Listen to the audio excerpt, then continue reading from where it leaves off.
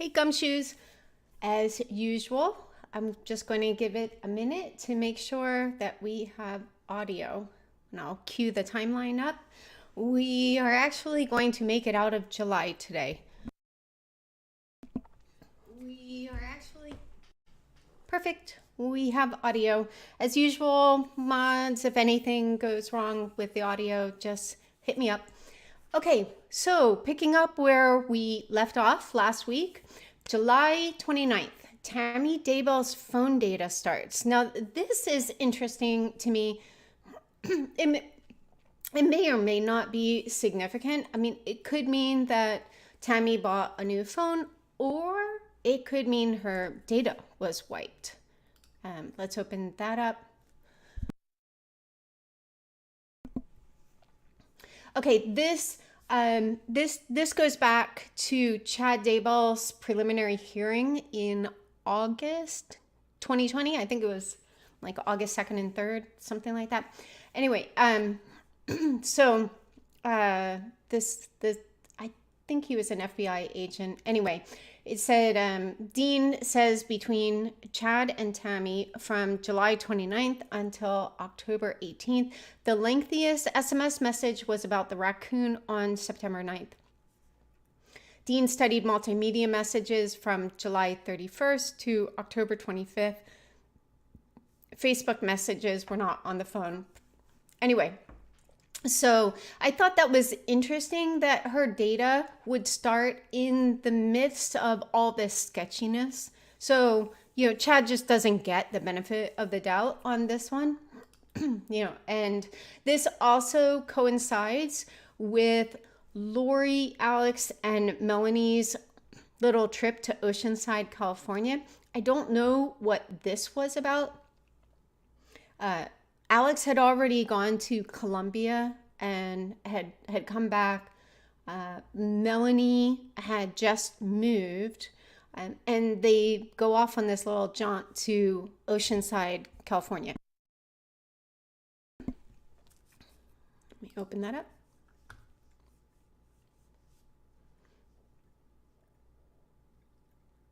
Okay, and I will zoom in. 7:29 to 7:31, traveled to Oceanside, California with Alex and Melani Boudreaux. Pretty confident on that one because this reporter actually spelled Melanie's name right. Also, thankfully, Boudreaux and Gibb have quite the differential in the length. So obviously no Tylee or JJ present in image. So, but there's also no notation about them staying with Lori's friend, Angela. So, I mean, it could be that they just didn't have evidence of that, or Tylee just watched JJ. Okay, July 30th, Chad texts Lori and rates JJ a 2 and Tammy a 3, adding that they are both heavily shielded to stop intruders. We talked about this last week a little bit, but it says here Chad sent Lori a message on, okay, whoops. So just found out the screen isn't showing. Oh, I must have gotten turned off. I had it turned on.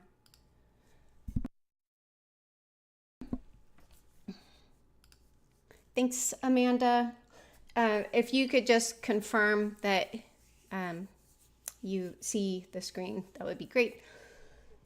Okay, but we talked about this last week. I suspect that this was not good news for Lori. I suspect she didn't want to hear that both JJ and Tammy were heavily shielded to stop intruders. I really think that Lori just wanted them to, hurry things up and murder everyone. Okay, thanks, Amanda. Murder everyone who was on their to-do list to murder. And I think she was pretty impatient, as we'll see pretty soon here.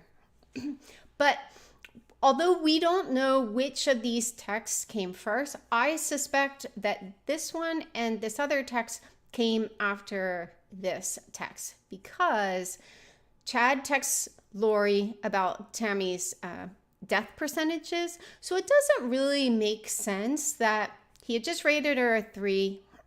I'm assuming a 3D is in dark. But then he follows up with this message where he says, I got the inspiration to go back to my original death percentages that helped us track Charles, Ned, etc. Tammy is very close. Her percentage has fallen steadily since Heblos left. It is encouraging. And then there was another one where he said, yes, we might need to release a little steam when we talk. Ew. Anyway, this is the chart that checks what percentage mortals are still in their body. These people can't write. It worked for my friend's wife who died, my neighbor, George Bush, Stan Lee, etc. I kind of forgot about it because we've been dealing with zombies and demonic entities. But this afternoon, Tammy said she felt lightheaded, as if her body and spirit weren't connected. So a few things here. One, this makes me wonder about him saying that he predicted a friend's wife who died and also a neighbor. I know that there was a young neighbor who died, and as people have said, I haven't looked into it, but as the story goes, this was I don't think we know if she died. I think we know she went missing and they never found her. But she was a teen, I'm pretty sure, who lived pretty close to Chad. And it was around the time that Chad felt led to move to Idaho. This is highly speculative. I can't confirm this because I haven't researched it. I don't have like a confidential source who has spoken to it. I just remember for a while in the Facebook groups, people kind of digging into that. And it was a little far afield from where I've focused. But it does, when I read this, I was like, I wonder. But who knows? And, the other thing is, Tammy saying she felt lightheaded makes me wonder if some of these victims were potentially being poisoned in hopes that they would die that way. Because I know that one of Lori's friends who was interviewed, one of the Arizona or Hawaii friends, had said that Lori was putting like a powder in Charles' shakes and had made the note that he was getting weaker. And so she had said that another friend would know more about it. And that friend, of course, wasn't going to be helpful because it would reveal that she knew critical information and withheld it. That's my opinion. But she said, oh, yeah, I think it was just Xanax. I've already addressed this. I do not think that Lori... because Charles was so uptight. And for anyone who has ever taken Xanax, I used to take it to sleep. It's very, very bitter. In fact, I would have to put the water in my mouth, drop the Xanax in, and swallow it in hopes that like it wouldn't touch anything in my mouth because it just left this bitter aftertaste. So I was like, nice try. No, possible, not probable. So I do wonder if they were attempting to poison some of these people. And I also wonder if that's part of the reason that Audrey, who has that master's certificate in herbology, was potentially... If that's possibly why she was rated a perfect trust score, if she possibly helped them with any of these, like, natural poisons I'm very disappointed. This is a little off topic, but I'm very disappointed that they never tested any of these victims for malachite. In fact, one of the autopsies noted, this was Alex's autopsy, and we'll get to this when we get to that point in the series. But the ME had noted that they can't just like test for poisons without knowing which poisons to test for. And I'm like, seriously? Like she took a screenshot of a malachite stone for a ring. Then she took a screenshot and purchased malachite rings through Etsy. And then she ultimately purchased, cheap like malachite rings. They were like $30 some, under $40 for her wedding ring. So I'm like, really? Like none. Oh, and Melani Boudreaux, now Pulowski, according to Ian, I believe, said that malachite had special healing properties. Or no, that was in the FOIA docs. And Ian had also said that this group, that Lori and Chad, believed that malachite had special healing properties. So there are all these indicators of, Lori's obsession with malachite. And they're like, oh, wow, that's really unfortunate. Okay, well, yeah, we don't really have any poisons for you to test for. So then these tests were just ruled natural. So anyway, okay. All right, we addressed that. All right, also on July 30th, a text is sent from a burner phone believed to belong to Alex, and this text was sent to Lori. The message contained no content. So this was a contact that was saved in one of Lori's phones, most likely, Lori for style, because that fits, Lolly time fit here. They're not the same length. They're very close, but Lolly time, I believe, is just a little bit shorter than Lori for style. And, of course, this is, I say this again and again, when it comes to unredacting documents, it's not an exact science, especially since a lot of these writers can't spell. Like with the affidavit of probable cause that came out of Chandler, I had gone through and unredacted some of the redactions. Well, I think most of the shorter ones that were like names, names of accounts or people's names. And one of them, like nothing fit. Well, they spelled Boudreaux wrong. So anyway, so it's not an exact science, but some of these things, they do fit quite nicely. Anyway, so most likely Lori's main account, her Lori for Style account, had Al2 saved in her phone, and they deduced that this was Alex Cox. It says here, Lori for Style has this number in the contact list as early as August 2nd, 2019. There is only one text message from this number on the Lori for Style account. The message contained no content and was sent on July 30th at 1925. Well, now keep in mind, July 30th, they were in California on that little trip together. So the number texted was, of course, that's redacted. But then it says the number texted was linked to Melani Boudreaux. So it sounds like Alex sent Lori Melani Boudreaux's number, so maybe one of her burner phone numbers. That's what I kind of gather. The Lollytime iCloud account does not have this as a stored number. There is a message sent to this number and to the iCloud account on August 3rd that read, "It's Leilani Lee." Oh, okay. So this was Melanie's burner phone. And I made this point either in the last live or the live before, that one of these sources, but like at one point in the FOIA docs, it says it's Leilani Lee, but then another one says it's Melanie Lee. So who knows? Either way, she was very, very obvious. Save my number for you guys only.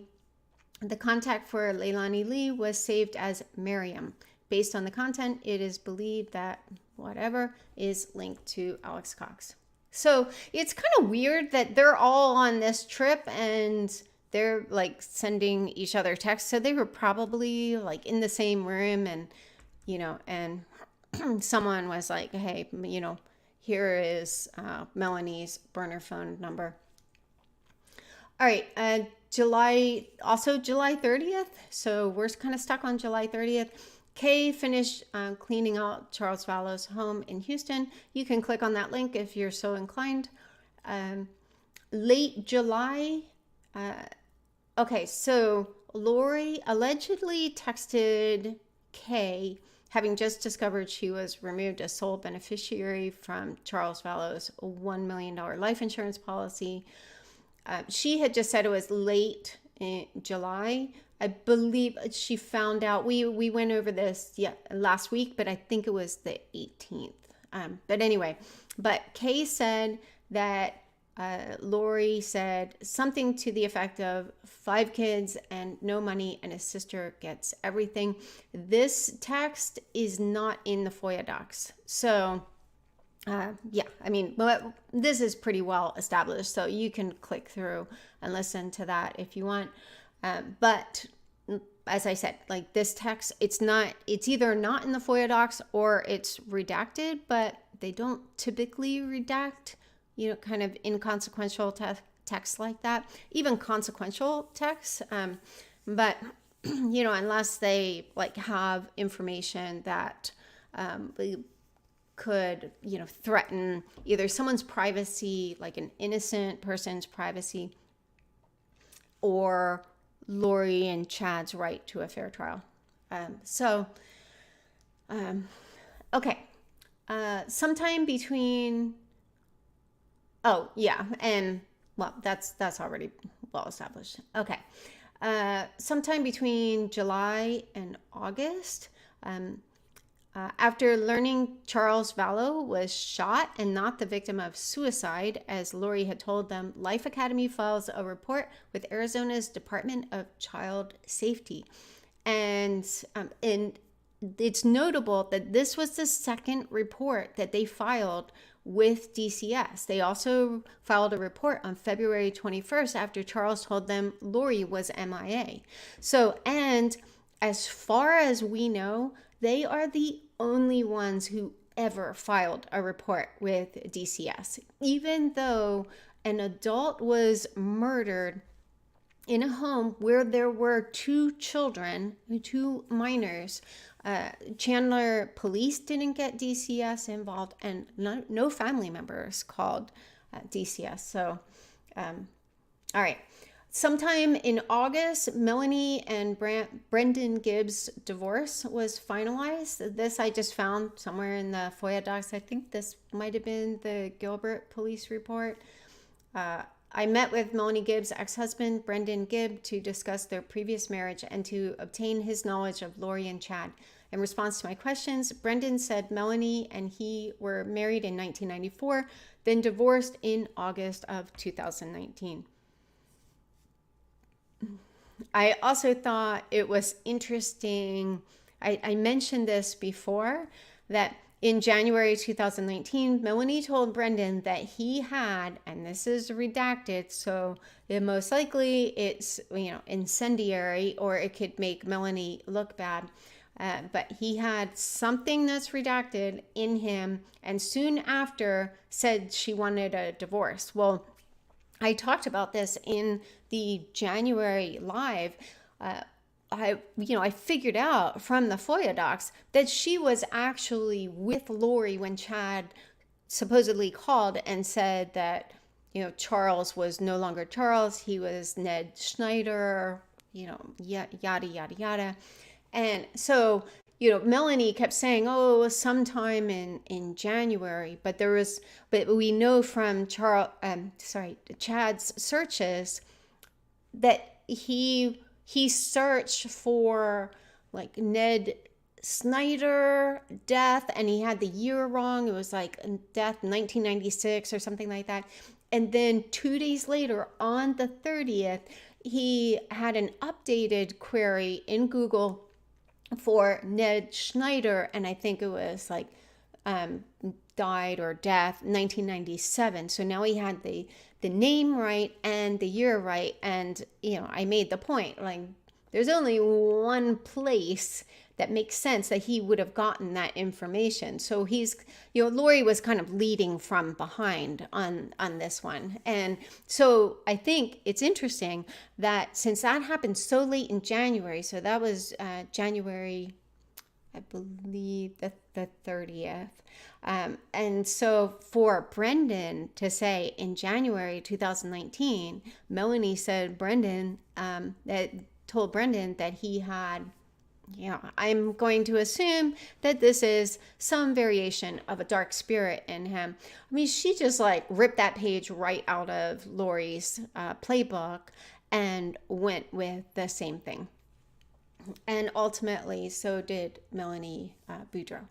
But hers was a little more delayed. Melanie was, again, if I'm correct about this redaction, and they wouldn't have redacted like he had a kidney stone, like they wouldn't have redacted something that wasn't incendiary. And I've also talked about how they've gone to pretty great lengths to protect Melanie Gibb in these FOIA docs. So I thought that was interesting. Okay. All right. Sometime in August, Lori had a welcome lunch for Sarena, and it was sometime after she moved to Queen Creek, which was the first week in August. According to Sarena, other participants included Zulema, Melani Boudreaux, Alex, and Nicole. Yeah, whoops. I had seen her twice before, remember, November and March, and then she kicked me out. But I ended up moving. She did not. Here, much to my chagrin. Okay, I should say, I do not believe, I've already talked about this in another live, I do not believe she was kicked out in March, and the timeline pretty well establishes that. And I did not want to meet her because she was here, but this was the right place. We were supposed to be here, like, no doubt at all. 100% we're supposed to be here. But it was really hard to move here because she and everybody, like Zulema, who I had been really close to, like, weren't talking to me, and I wasn't part of that group anymore. But once I moved here, Zulema set up like a welcome lunch or whatever at not Cafe Burrito, what's the other one? Costa Vida. So we were there and had lunch. It was really bizarre. Who was all there at that? Lori and her brother, Zulema, Melanie Boudreaux, and Nicole. And basically it was Nicole and I sat and talked, and everybody else was kind of to her side. But she's kind of hard to understand because she's a little mumbly, but yeah, she listed who was at this lunch. I've already talked at length about just how much they had not cut her out in March, as she claimed here. Okay, August 1st. Chandler received a copy of the police report from Alex assault on my brother, Joseph Ryan. They had requested that, received it August 1st.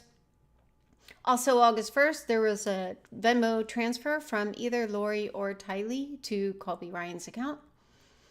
Also August 1st, Zulema arrived back from Santiago, Chile, to Dallas. That's documented by the FBI. Okay. And August 2nd, Sarena flew to Phoenix to look at houses in Queen Creek. I've talked about this before, but Lori and Charles were living in Queen Creek when I visited in 2018. Oh, that's some misspelling. Chandler Police Detective Det Moffat talks to Charles Vallow's brother, Bobby Vallow. Okay, so this, I'm going to open up this was a really good interview, but there's a problem with this. So it said here in the Chandler police report that he talked with Bobby on August 2nd. It says on August 2nd at about 12:30 hours, I received a call from Bobby, Charles Vallow's brother, on my desk phone. But elsewhere, it indicates that, well, at least I deduced from Bobby and Kay's emails that they actually spoke on September 24th. So, couple of possibilities. There is the possibility that Bobby spoke to Detective Moffat on the DL, but I think the more likely possibility is that Detective Moffat just got the date wrong. So I'm trying to give him a little bit of the benefit of the doubt on this one. But yeah, so it could have just been an error, but it did seem unusual to me that, and Bobby's interview, personally, it was my favorite interview for him, whatever that's worth. I mean, he was just so sincere. But it does seem unusual that he wouldn't reach out to Detective Moffat, or they wouldn't connect for so long. Because this was more than 2 months after Charles was killed. So I'm not saying that in judgment, just like it's just unusual. But so Bobby had said, now some of this weird formatting is just these were images, and I had run OCR, and so sometimes, especially with low res screenshots, things kind of get like a little discombobulated like this. But anyway, but you can see here, September 24th, he wrote, "Thank you, detective. I will be sending you what I have. Thank you for hearing me today. Hope I didn't hurt your ears any, but my brother Charles was a very, very good man. I thank God that there is someone like you that is handling this case." And then Kay had also confirmed she sent an email on September 25th. I'll zoom in for those of you on smaller devices. Hi, Nathan. Thanks for speaking with Bobby yesterday. So that would have been the 24th. He really wants to help however possible, and he runs things by me first. Okay. Another thing that's, another thing that was interesting, what interesting in an infuriating way, is that Detective Moffat also told Bobby that Alex's gun rights had been restored in this interview. So he had asked about it. Cole Vallow had asked about it. Kay and Larry had asked about it when they had their phone interview. So Detective Moffat was telling all of these people, oh yeah, his carry rights were restored, and it was pretty obvious he never actually researched that, because as I've mentioned before, one of the first things that they had the FBI do, and this was an initiative that came from Idaho, I believe, that they wanted to find out if Alex actually had they're called possessor rights or gun rights restored.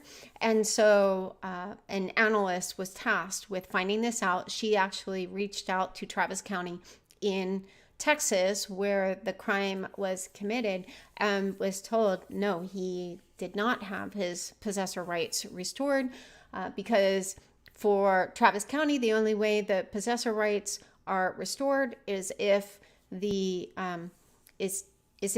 record is expunged, and the person from Travis County had noted, if you see it in his record, obviously it hadn't been expunged. She also went on to say that many times it will explicitly state that a person's possessor rights were restored and his weren't. So that was just like another indicator to her that his possessor rights had not been restored. Okay, August 2nd, Melanie Gibb had her, I don't know if they were considered boyfriend and girlfriend at this time, but she had David Warwick speak at one of her meetings and share his testimony. This is pretty well established, but I will open this because I think this was the email she had sent out. And I mentioned this a couple weeks ago, that if you look at the date that this email was sent out, this was just a week after Charles was gunned down. So a week after Charles was murdered, and according to her, she didn't know for 4 days that Charles was murdered. Not that I believe that. But if we suspend reality for a moment and say, okay, she didn't find out until the 15th, then 3 days after she supposedly found out, she sends out this email to her little group inviting them to hear David share his testimony at Lori's home, where a man had just been murdered. So I suspect, I've talked about this before, so I won't go too much into detail, but I suspect someone or multiple people pushed back that they didn't want to meet in a home where a man had just been killed, because ultimately they met at a different location. But you can see here that was scheduled for August 2nd. Okay, also August 2nd, Lori stored a number that law enforcement believes belonged to Alex on her main Lori for Style account. Again, if my redaction is correct, we already talked about this one. So there was this exchange. There was a message sent with no content on the 30th, but then it looks like she stored that number as a contact as Al2, which isn't very clever of a disguise, on August 2nd. Okay, August 2nd. Detective Moffat asked Kay to call him to talk about Adam Cox. So now I believe, so we've talked about this in other lives, but Kay kept telling Detective Moffat, well, I shouldn't say kept telling him. I think it was 2 or 3 emails that she sent him.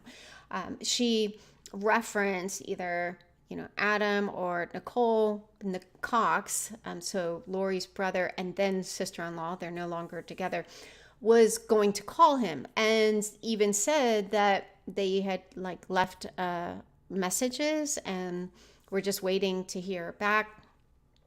So I shared last week how Detective Moffat was like, I'm going to be cautious if he really does call, because I'm very confused why he hasn't called yet. And he was also confused, rightly so, as to why he kept telling Kay, or they kept telling Kay, Nicole or Adam kept telling Kay, that they had left messages and just hadn't gotten a call back yet. And anyway, so on the 2nd, Detective Moffat said, give me a call when you have a few seconds. I want to catch up on a few things and talk to you about Adam also.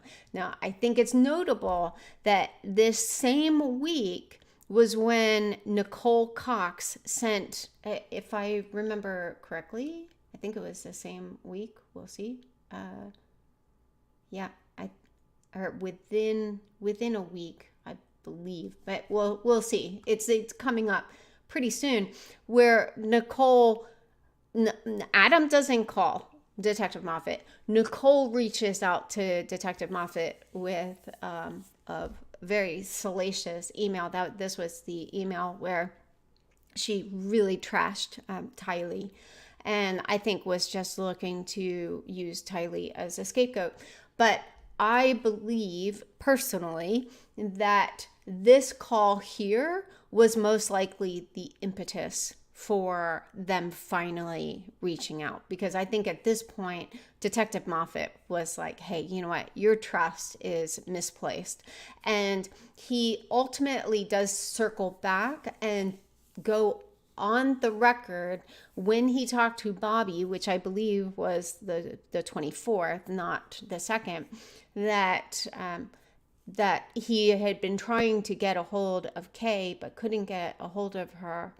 and had concerns about Adam. So at that time, that seemed to indicate to me that he did talk to Bobby on the 2nd because of this follow-up email, and because of him telling Bobby, I've been trying to get a hold of Kay and I can't. And so he gave Bobby a message to have Kay call him, and told Bobby that he didn't believe that Adam was trustworthy. There was something about a phone call, like it looked like, he said, after Adam and Charles talked, he said it looks like Adam may have called Lori directly after that. And anyway, so he had reasons not to trust Adam.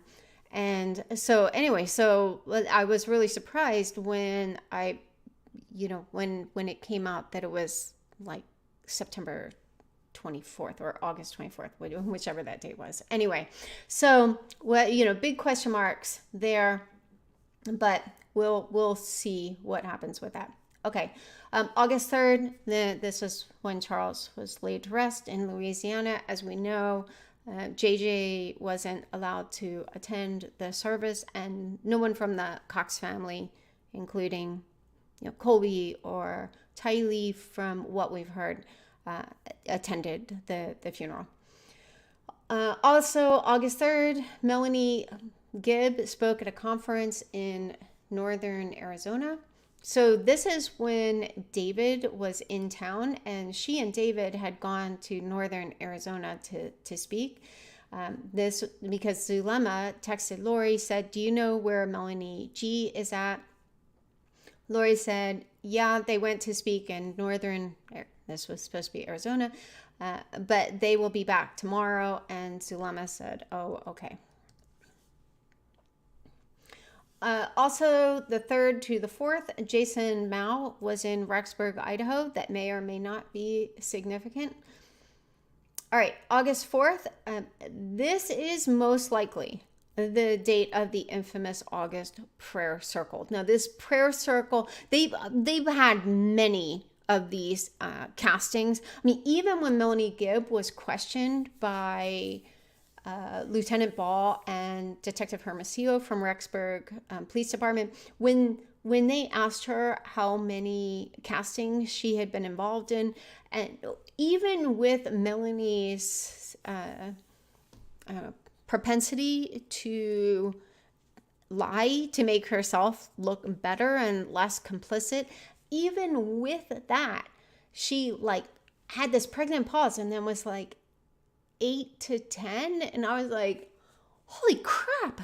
I mean, that means she was involved in most likely many more than 8 to 10 castings. So even her, with I believe her tendency to lowball, was like, 8 to 10.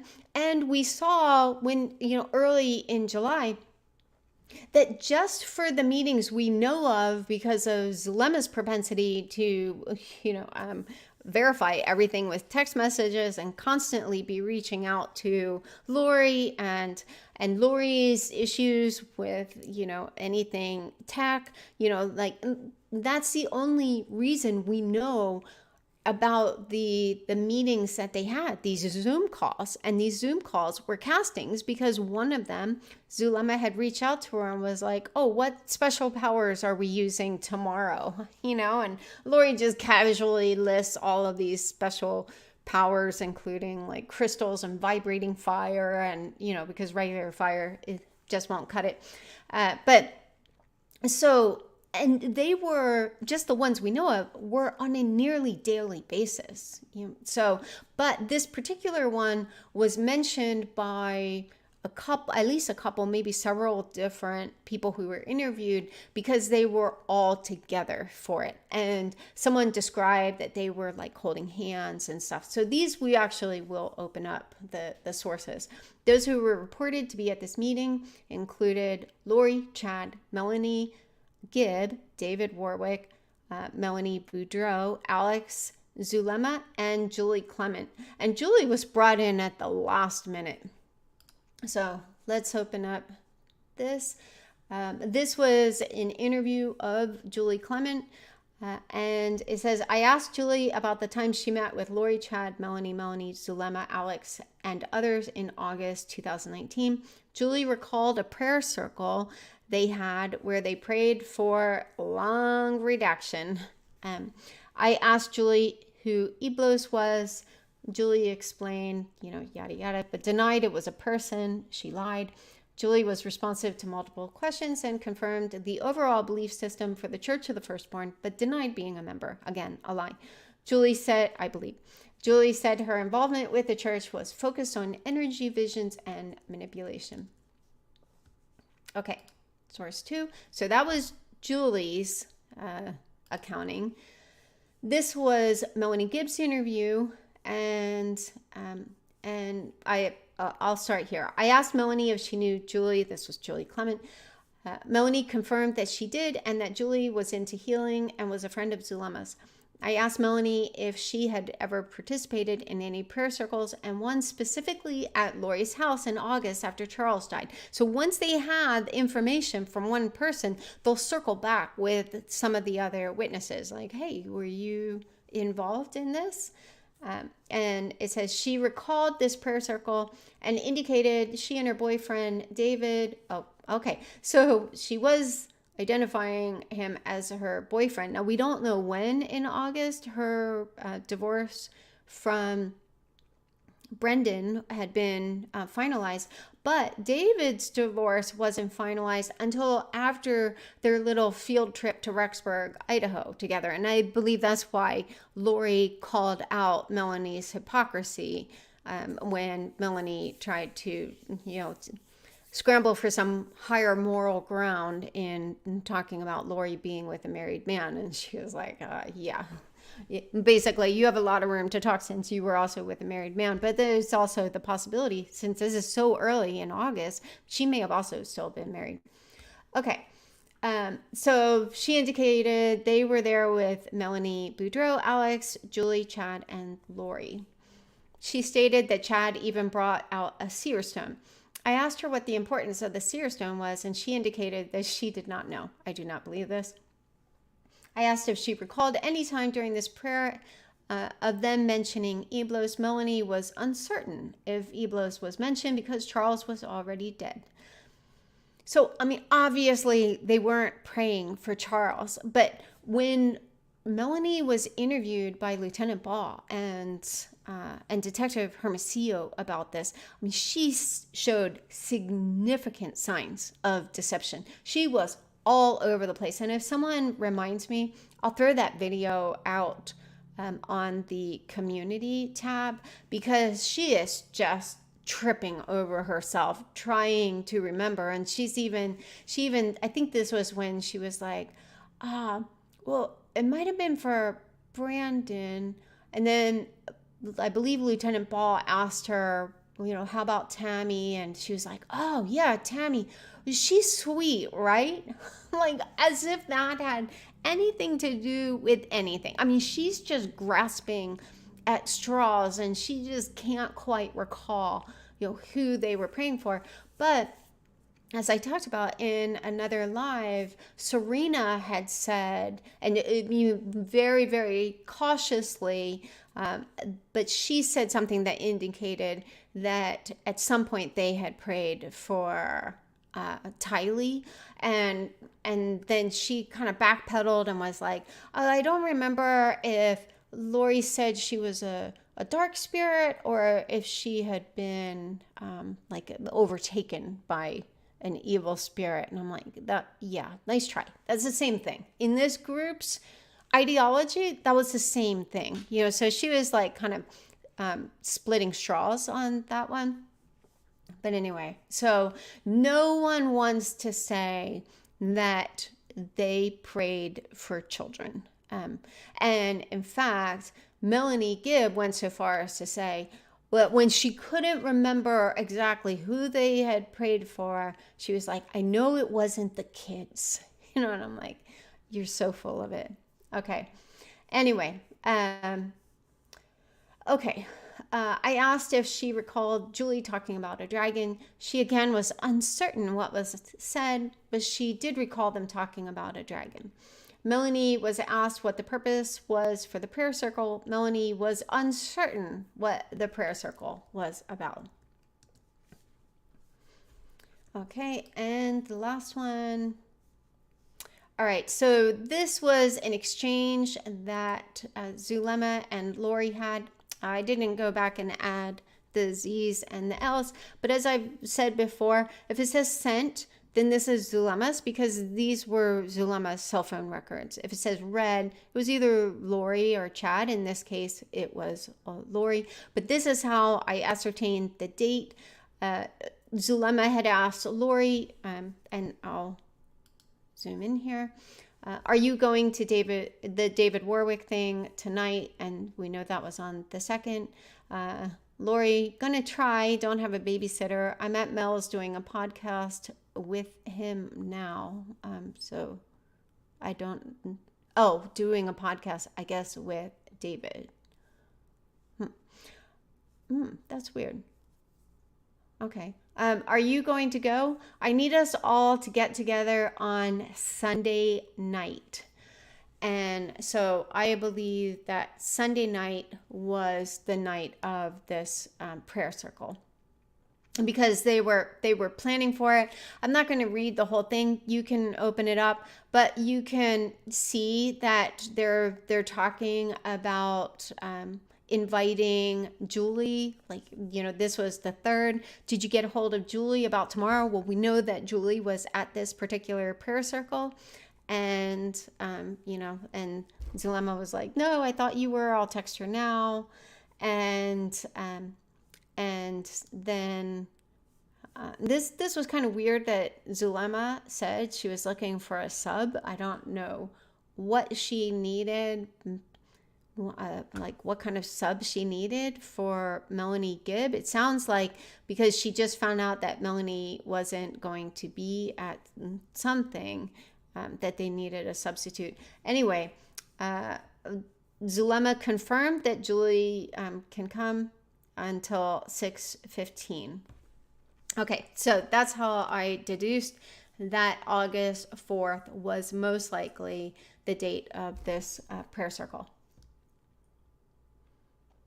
Okay, also, Melanie, as I said, she couldn't remember who they did castings for when she talked to Chandler Police in August 2020, and thought they just prayed for the earth in general. I will open this up.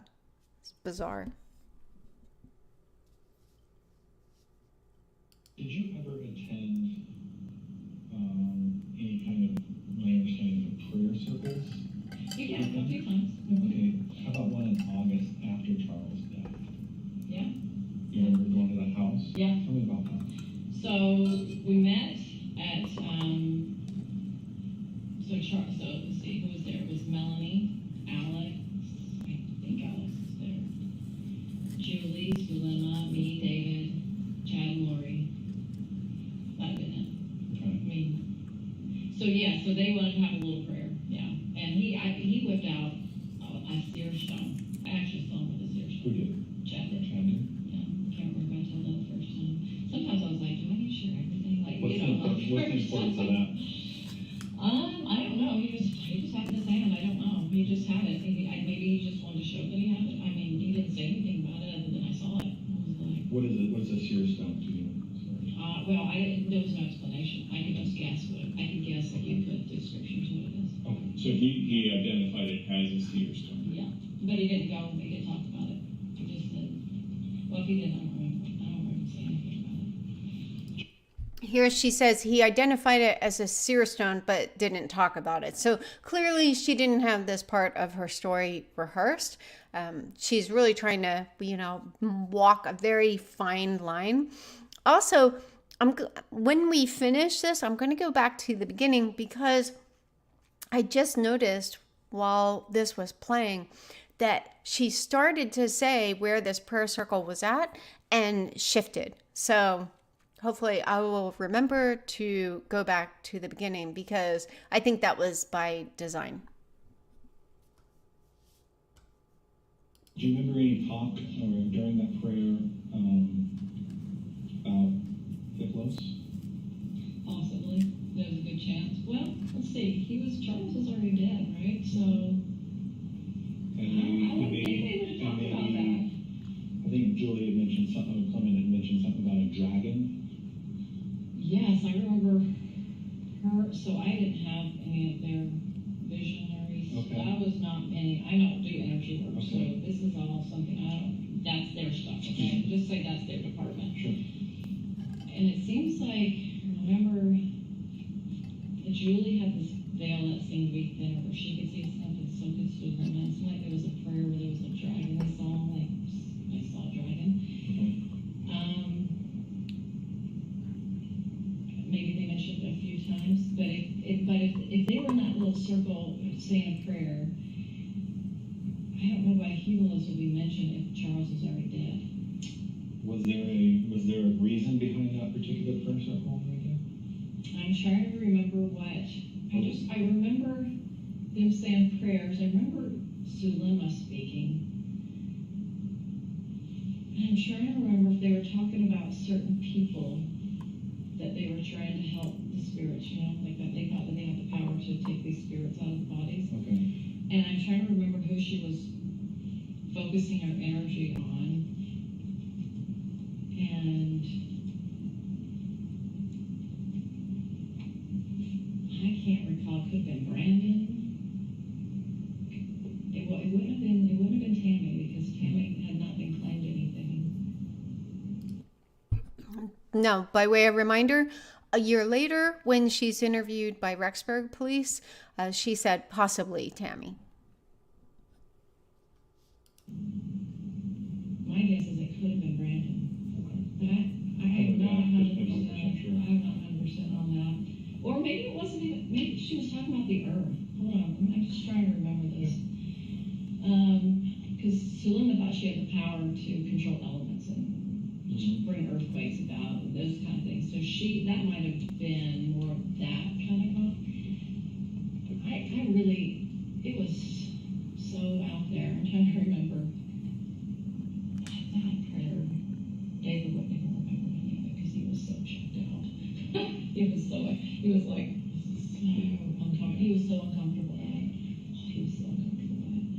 Anyway, I'm sure he probably doesn't even remember he blacked out. Yeah, they could have been talking about the earth. I mean, I don't know. Okay, I'm going to go back to the beginning because I want to catch that that point she made. I think it was like within the first maybe 20 seconds. Any kind of, my understanding of prayer circles? Yeah, a few times. Okay, how about one in August after Charles' death? Yeah. You remember going to the house? Yeah. Tell me about that. So we met at, so let's see, who was there? It was Melanie, Alex. She never circles back to where they actually met. So she starts going, she's like, we met at, let's see, who was there? It was Melanie, Alex. Anyway, she's sketch. Okay. But in 2021, when she was interviewed by Rexburg police, this is what she had to say. Let me ask you about Tammy then. Yeah. Was Chad there, or was it just Lori? Well, there was one, I can't remember who it was though. Sometimes these things, I don't remember all of it, because sometimes I was often detached from a lot of it because I was involved in my own personal life. Sure. So I necessarily was. And I know I'm asking a lot to try to reach back. Yeah, so we were in a circle, we were holding hands, and Charles had passed away, so it had to have been somebody else because Charles was dead. And Zulema, she started talking about it. She was into, moving the earth and earthquakes and all that, and that. She thought she had the power to do that. And I remember Chad and Lori said something, and I don't know if anybody else said anything. So who was it? So Chad was there in the circle. Oh, yeah. Lori was there. Yep.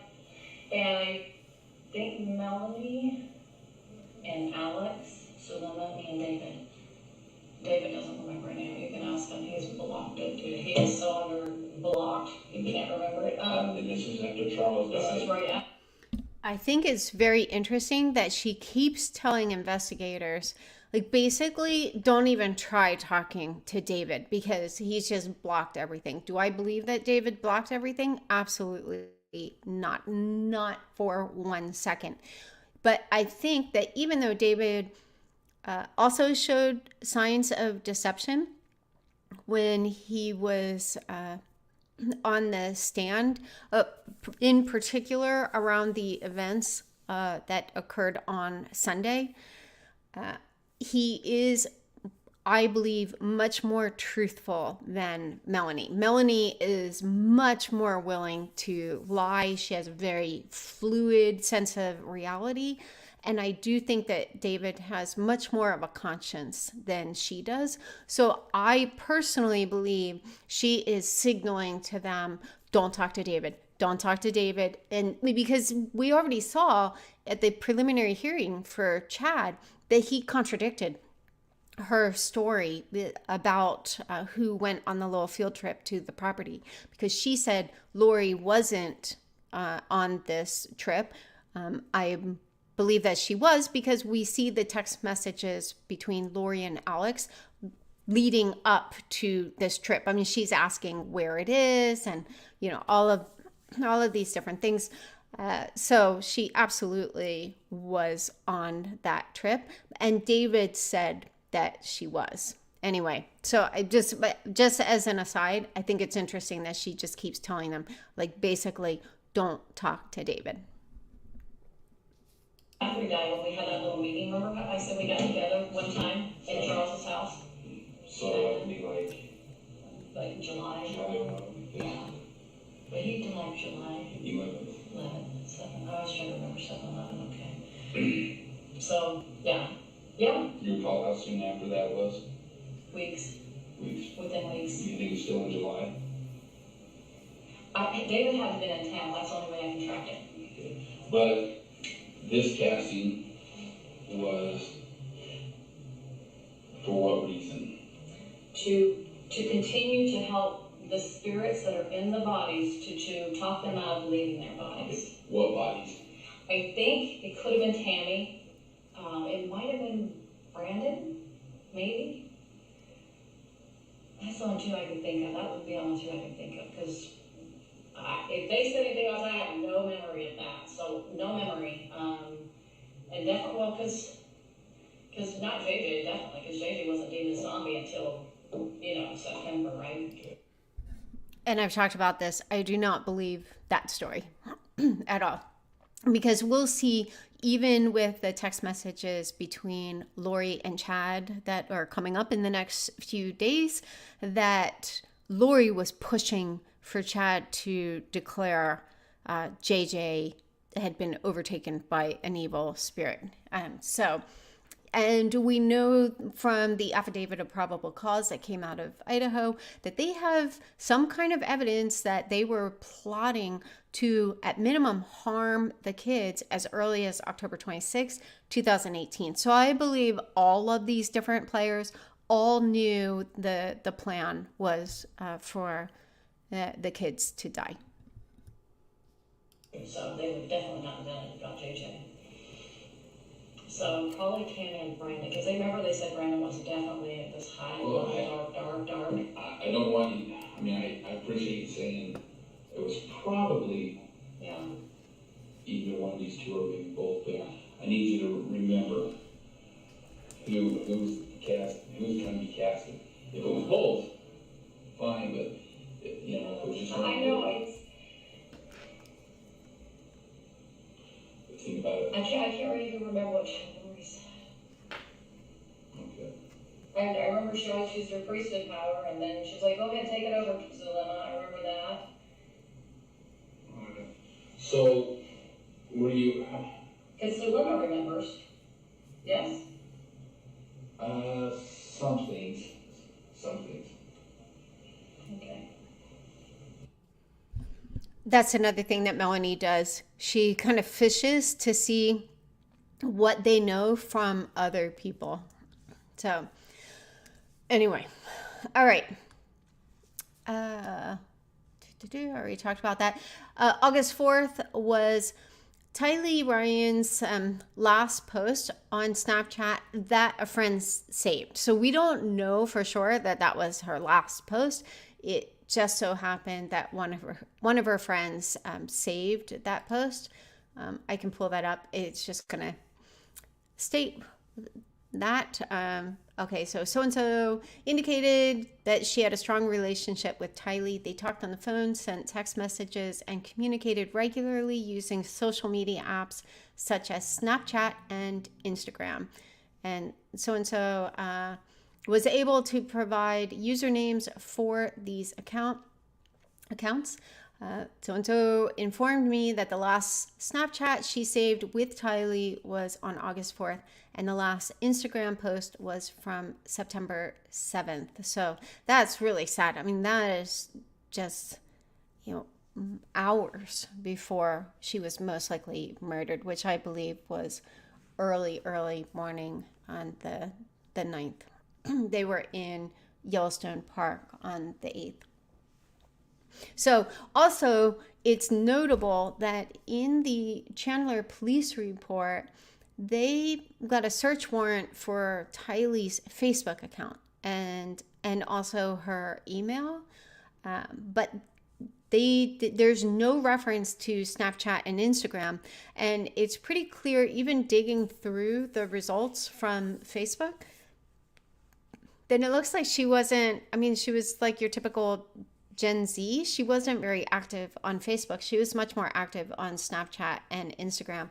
So hopefully Idaho also got a search warrant, or actually got a search warrant for those accounts, but Chandler didn't. Okay. August 5th, there's a Venmo transfer from Lori or Tylee to Colby's account. Also, August 5th, JJ started the new school year at Life Academy. As you'll recall, he was back and forth between Arizona and Texas, and Charles had just sent him to live with Lori when she moved back to Arizona to Chandler, and then he went back to Life Academy. August 6th, the rest of Serena's family flew to Phoenix to move there.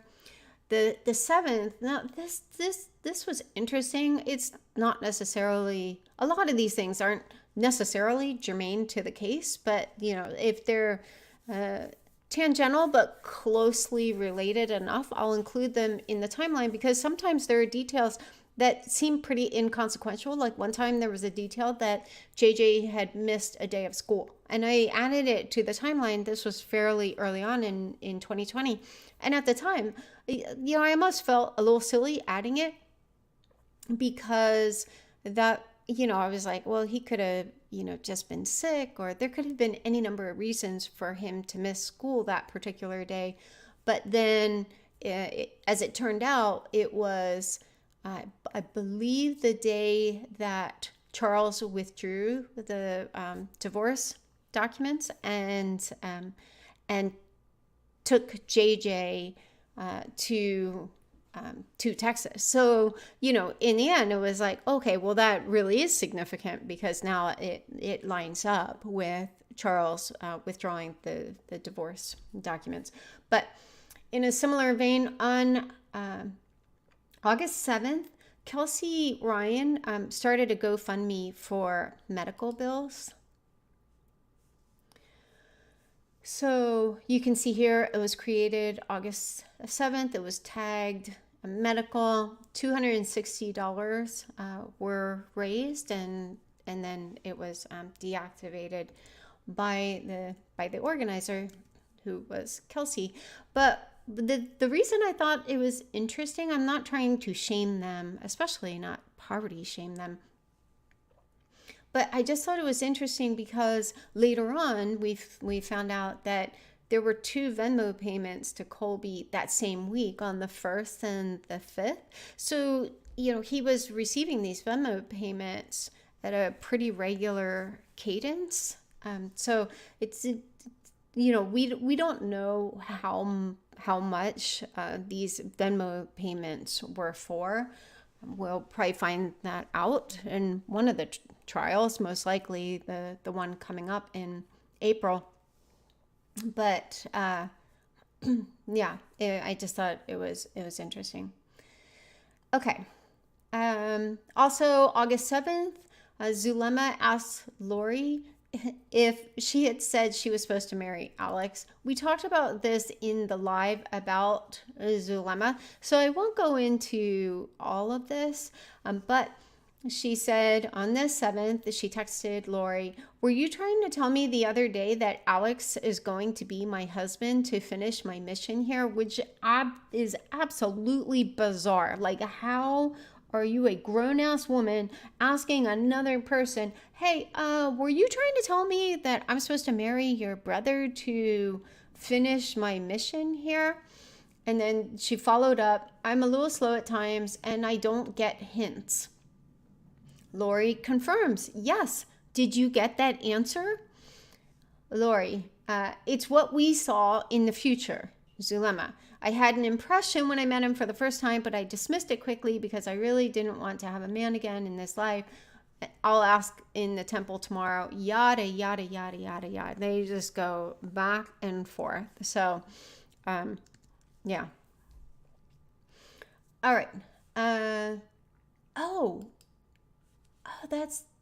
That's interesting. I need to update the first reference because in the FOIA doc it had said that their divorce was finalized sometime in August. I had forgotten that we have. Oh, okay. So someone from Cool Cats had posted this. It doesn't, this particular screenshot, obviously she was on a mobile device, and so it bothers me a little bit, but I haven't like gone back and gotten a bigger screenshot. But you can see here the party name, and Brendan's first name is Clifford. And so, I would have preferred that the name be in this part, but anyway, I didn't really understand what the difference between the filing date and the docket date was and all of that. But she had said that this was a confirmation that their divorce was finalized on the 7th, because I was like, how do we know it's not the 16th? But anyway, but either way, it was after they hung out at Lori's. That was the weekend of August 2nd, and then they went off on that little trip together in northern Arizona. But anyway, okay, August 8th, Lori traded in her Infiniti for the Nissan Rogue. This is just a little bit of a stretch. This isn't a confirmation that she actually traded it in on this particular day, but we know that she traded it in, or that she switched somehow to the Rogue in August, because Colby initially said to investigators that Lori and the kids came in mid-August, and that they were in Lori's new car, the Rogue. Later in his interview with Justin, he contradicts that. So we'll talk more about that. But excuse me. So there was a little bit of a reach here, but I feel reasonably confident to say that she actually did trade it in on the 8th. But she texted Zulema, said, "Sorry, I'm still at the car dealer trying to trade in my car." And then you can text it to Chad. He will check. I think this was one of the times Zulema was asking them to check on, if someone was good or evil or whatever. And Zulema said, oh, I'm sorry. I didn't know you were going to do that. Okay. Also, August 8th, a photo of JJ and Bailey was stored on Lori's Lollytime account. And again, if my unredaction is correct, Okay, I then checked Lori's iCloud account using a keyword search for Bailey. I discovered that on July 16th at 8:42 hours, Lori sent Chad an SMS message. The message read, this is when Lori and Colby were in Houston and raiding Charles' home. Got Bailey, he seems good. Please clear him. Going out on the paddle boat. These were most likely emojis, not question marks. It was obvious that Lori was in Houston cleaning out Charles' house, and Bailey was at the residence when Charles came to Arizona. No, I don't think Bailey was at the residence because there was another reference in Colby's interview where he said that they picked him up at the I don't know. He was somewhere and they went and picked him up. So, okay. Lori indicated that the dog had dark spirits and needed to be cleared. Chad responded, absolutely. We already talked about this. But first I had to capture and seal away 500 level 2s that were in Bailey waiting to attack you when you fell asleep. They're gone now. These are multiple emojis. There is no indication where Bailey went in the iCloud records. However, Melani Boudreaux did send Lori an SMS message on August 17th asking, did they pick up Bailey? There was no response from Lori. A copy of the ad was scanned into this report. In reviewing the Lollytime iCloud account, and I believe that this was Lollytime, in reviewing the Lollytime iCloud data, a photograph was located of JJ and Bailey on August 8th, 2019. This was the day after Lori posted the ad to sell the dog. And I include the photo. I mean, this is very on brand for Lori to take a picture, right before, putting an ad in the paper to sell Bailey. I've already talked about this at length in another live. I do feel that this is one of the torments that it has been underreported in this story. Having been with JJ when he was with Bailey, I saw just how attached he was to this dog. Obviously, Bailey was, a service pet. And they were very, very close. And so we already know from a previous live, I think last week's live, maybe the week before. It took us a little while to get out of July. But when Colby and Lori returned with Bailey, Colby kept Bailey and eventually gave Bailey back to Lori because he said Bailey was too big for his apartment. That's when Lori put the ad in. But all this time for JJ to be separated from Bailey would have been a really significant source of duress for him. And so this picture is heartbreaking just because you see how happy JJ is, because he's just gotten Bailey back, and little does he know he's about to lose Bailey again. Okay. All right. I just made the point. Lori for sale didn't fit the redaction, and Lollytime fit well, but not in exact science. Okay. August 9th, Lori put Bailey up for sale. They removed the ad, but I had, when the ad was up, thankfully I had grabbed the text, and it had read, Bailey has a sweet spirit. He has brought so much love to his home, but his owner recently died and he needs a new home. He is fully trained with certification as a service dog, up to date on vaccinations, has been trained with children in the home, non-smoking home. Bailey is sweet and friendly around other dogs, looking for new owners who will appreciate and love him the way he has been loved. Spent $7,000 on service training. He is a full-bred golden doodle, has experience on airplanes, has experience with people with autism. I mean, it's just disgusting that he doesn't even say, this was a service dog. I think because, a service dog for a child with autism, because I think that, that would be questionable. But Lori was later told by the organization they got the dog from that she couldn't sell the dog. She would need to return him. And I believe Kay had found out that Bailey had been placed with another family with a boy with autism. Okay, August 10th. This was the last time Kay heard from JJ via FaceTime. It was reportedly a 30-second long call. This has been very well covered. So, if you want to check those out, by all means, but it's been pretty well established that it was 36 seconds.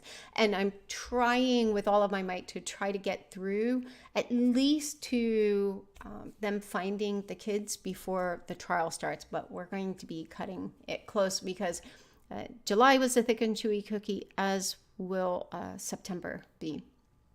And August is pretty packed too, because this is a compilation of 3 years of basically anytime any article, FOIA doc, interview, anything mentioned a date. I turned into Rain Man. I was like, oh, a date. Okay, I need to add that to the timeline.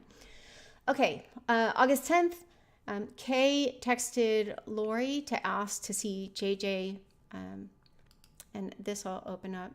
AC Wheel started as my college project, and we now sell our wheel covers all around the world. Kate Woodcock, his sister, sent this email to Lori, thanking her for letting them speak to JJ over FaceTime. She goes on to offer flying to Phoenix to spend time with JJ, maybe a trip to the zoo or an arcade. Kay never heard back. 15 days later, she sent another short email saying, this is the one I was referencing. And, that was just from adding 15 days to whatever the previous date was. I'll do anything in order to see him. I was trying to keep reaching out to her. Please let me talk to JJ. Let us see JJ. Whatever it takes, let us see him. On September 18th, desperation. Okay. And I think this was an email. Yeah, this was an email that Kay had sent to Detective Moffat. This is where it talks about the 36 seconds and other details. So if you want to check that out, I mean, this email has come up a few times because there are a few dates in here. Okay. August 10th, Lori texted Chad to check on JJ. On August 10th this is like just after midnight, excuse me, Lori sent a text to Chad asking him to check JJ. She indicated that he woke up saying crazy stuff and would not go back to sleep.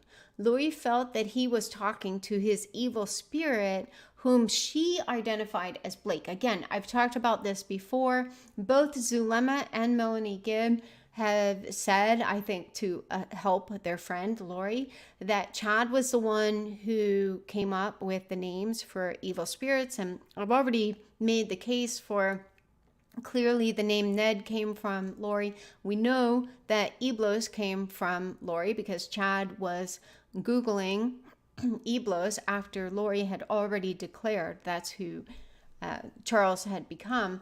And here, now, she identified this evil spirit afflicting JJ as Blake.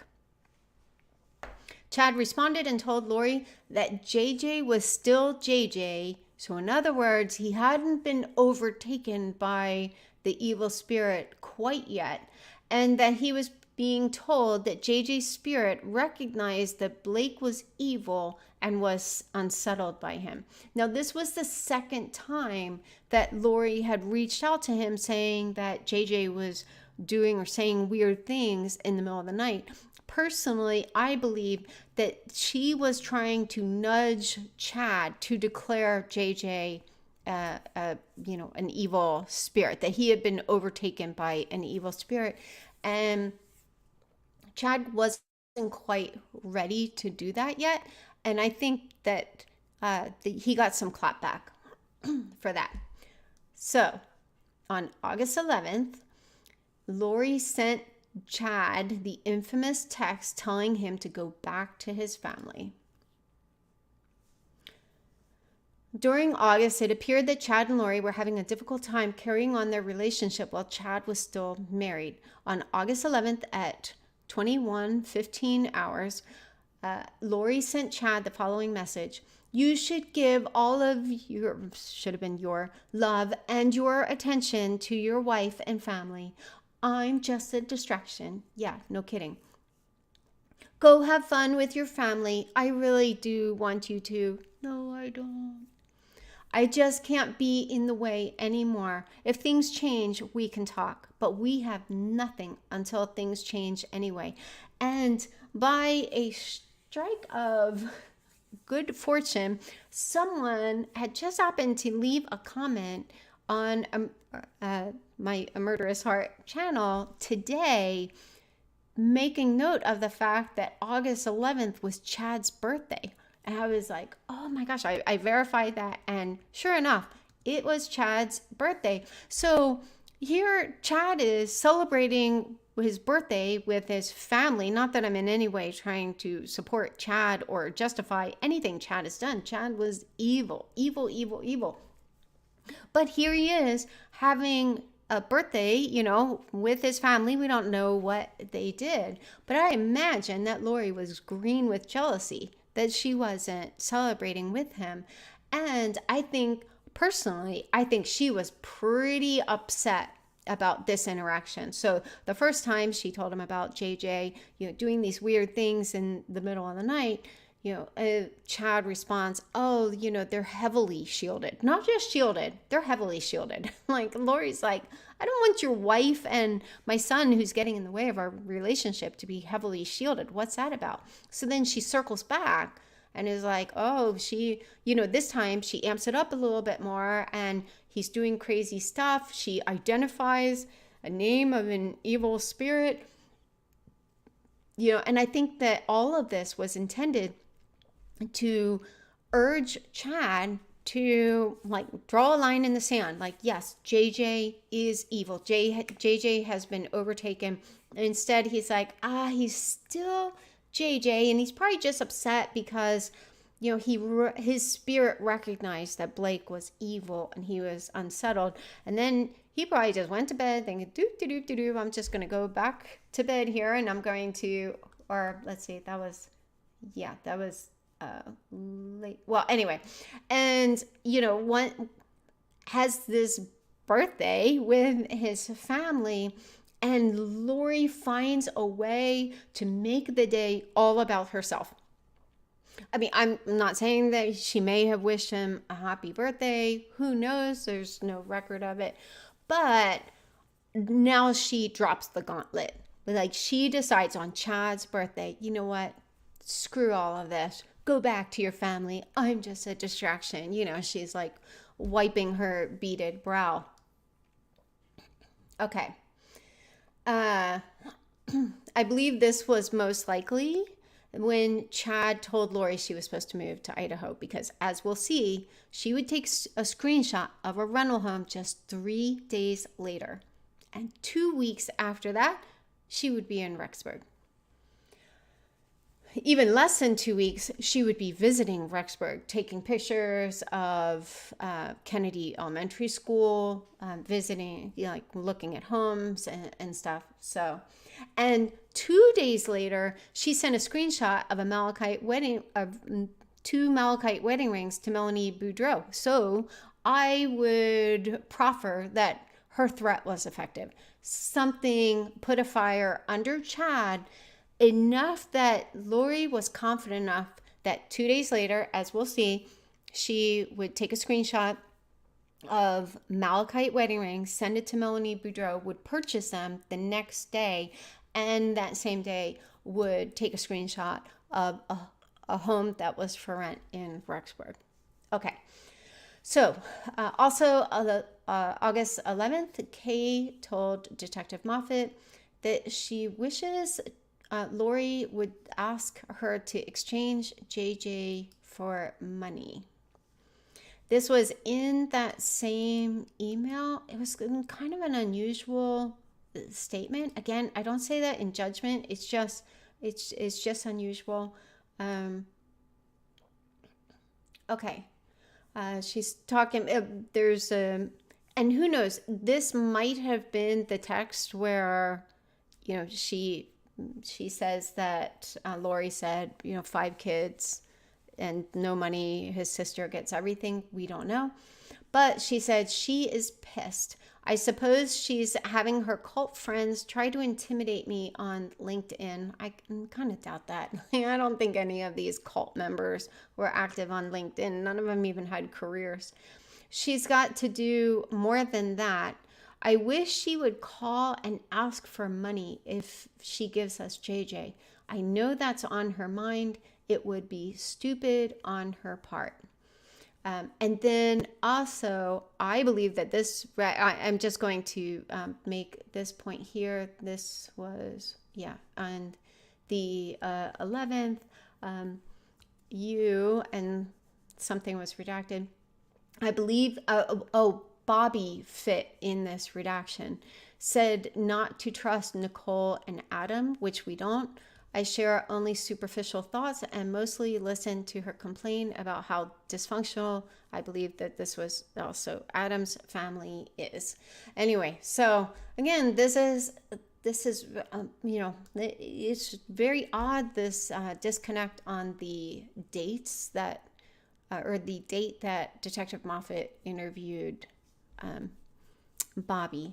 But anyway, so Kay recognized that Lori probably wanted to, offer JJ for money, but just said it would be stupid on her part.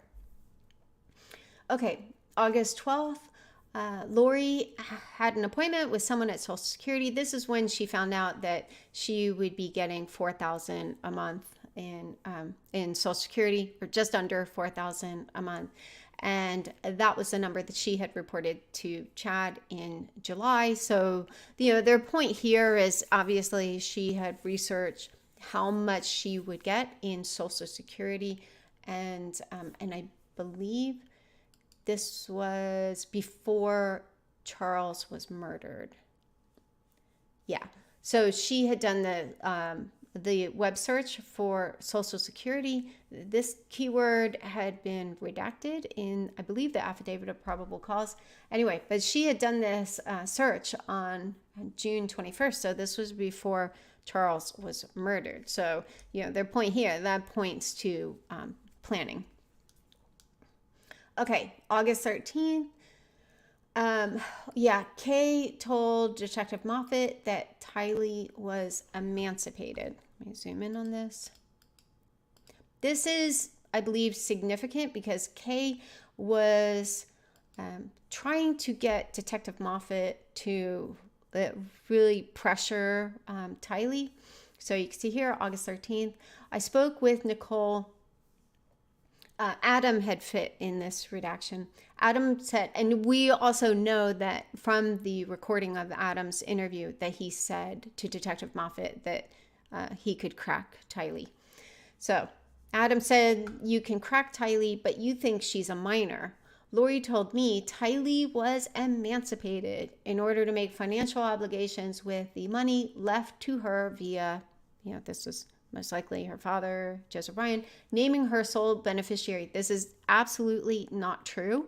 Tylee was not only was she not a sole beneficiary, she wasn't even a beneficiary. And I know that firsthand from having talked to someone at the insurance company, because someone who is involved with the case in an incredible act of kindness reached out to me and let me know that I was listed as a beneficiary of a small percentage, but I knew from talking to the representative, and it's hard to know if this person was like purposely trying to give me information. I think that this was an oversight. It was a slip but they had let me know that the beneficiary was not, it said something to the effect of wasn't impacted by the divorce. And I said, oh, because I was thinking that it was Tylee. And I was like, oh, okay. And she's like, and yeah, she said, yeah. And so anyway, so I have very strong reason to believe that Lori was the primary beneficiary. And also, Adam had told Detective Moffat that Tylee had only gotten $2,000 of that money. So I think that was further confirmation that she obviously was not the sole beneficiary.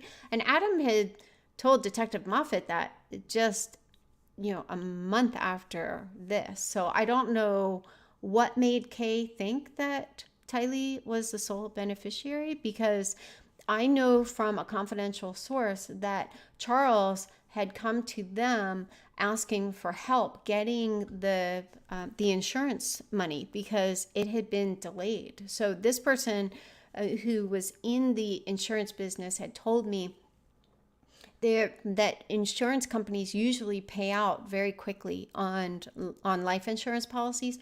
So to them, this was an indicator that there was some kind of suspicion or there was something wrong. And anyway, okay.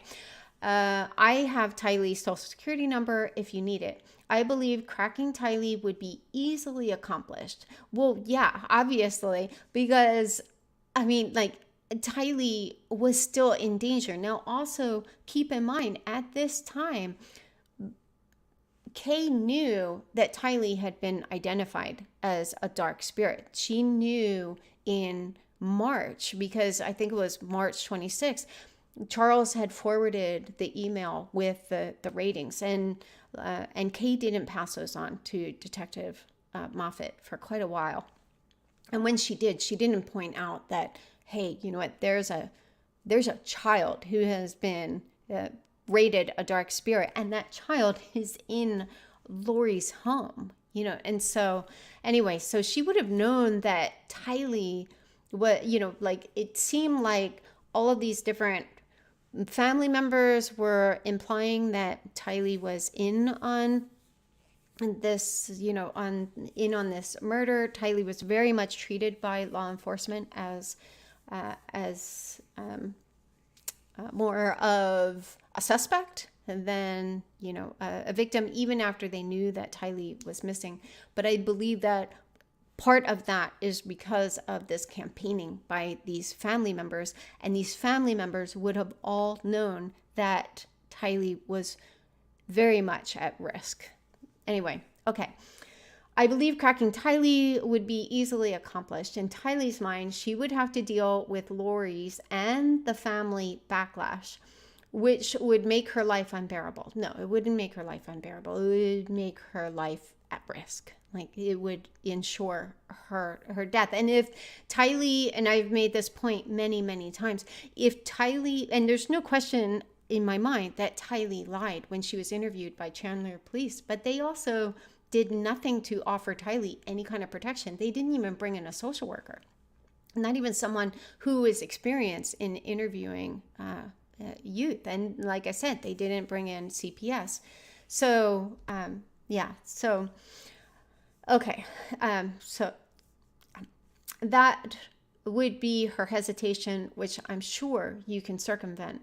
Tylee accused, and I've made this point before in another live, I do hope that we find out what is in this redaction in one of the trials, because I strongly suspect that she said here, for the reason that it was redacted, that Tylee had made up the allegation of sexual abuse by Joe, because she said, which Tylee admitted within recent past to Lori and Charles, that it wasn't true. And then another redaction in order to make Lori happy. Now, I could be wrong. I would love to find out that I'm wrong, because if she did say that, that would be pretty heinous. Because ironically, which we found out from the FOIA docs around Joe and Lori's divorce, that not only had Tylee not ever made an outcry against Joe, when she was asked at the age of 3 if anyone had pressured her to make an outcry, she said yes, Charles and Colby. So, but you know, we don't know what is in that redaction. Hopefully it is not that. Okay. August 13th, Kay asked Detective Moffat for help finding Charles' truck. And this has been pretty well documented. They were upset because Charles' truck was missing, which I completely understand. And we know from earlier on in this series that Lori and Colby had packed up his truck with a bunch of his valuables, left it at the Houston airport, flew Alex out. He picked up the truck with the valuables and drove it back to Arizona. All right, August 13th, also, Zulema shares a dream she had about Sarena with Lori, where she put her hands on her and, quote, started sobbing and blessing her with humbleness. I already shared this in a previous live, the one about Zulema. It's absolutely bizarre.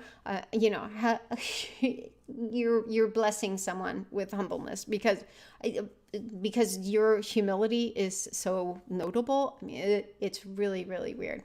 Okay, we're going to wrap up pretty soon here, but I do want to get to these points down here because of their proximity to the gauntlet text. August 14th, Lori takes a screenshot of the SereniTi rings on Etsy. That were similar to the rings in her wedding photos. She even sent a screenshot of them to Melanie. And obviously, this strongly suggests Melanie was aware that Tammy was predicted to die so Lori and Chad could marry. Lori also told Colby a month earlier that she planned to remarry right away. I already talked about that in another live. So Lori wasn't hiding her plans from family members.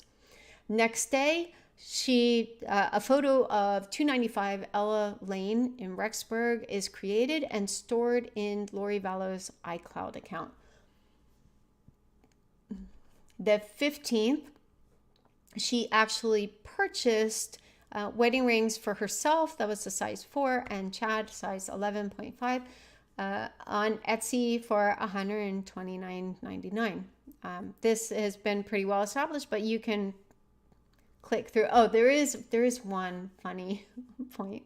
That just confirms the date. But when I was going through the FOIA docs, I was like, wait, did I read that right? Where was it? Oh yeah, they were glow in the dark. So these wedding rings were glow in the dark malachite inlay titanium rings. I just thought that was hilarious that they were going to be glow in the dark. Bunch of primates. Anyway, okay, August 15th. This one we are actually going to pick up. This is pretty involved, so we're going to pick that up next week. I just wanted to circle back to show she made the threat on August 11th, where it's like, go back to your family. I'm just a distraction. And then, just happens to 3 days later be taking a screenshot of the SereniTi rings and the, wait, is that right? Yeah. Takes a screenshot, shares them with Melani Boudreaux. The next day, she's already taking screenshots of homes, at least one home in Rexburg, and that 295 Ella Lane does come up again in the FOIA docs. So I think because it was shortly after this, she also flew out to Rexburg. So she flew out to Rexburg before moving there, and yeah. So, okay, next week we will pick back up with this, with Colby's claims and the contradiction between those claims. As always, thank you for joining us, and I look forward to seeing you back next week. Bye.